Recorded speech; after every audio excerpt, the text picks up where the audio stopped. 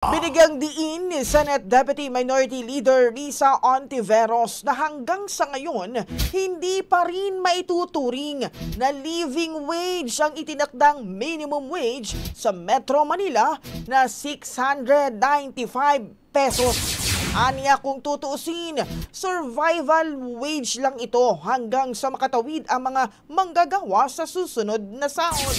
Kaugnay ito, itinutulak ng senadora na madagdagan ng 200 pisong minimum wage sa mga pribadong sektor, anuman ang kanilang employment status, contractual man, subcontractual, agricultural o non-agricultural. Pati naman ng senadora na hindi lang NCR pero maging ang iba pang rehiyon ang kumakaharap sa problemang ito dahil sa taas ng presyo ng pagkain, transportasyon at iba pang serbisyo.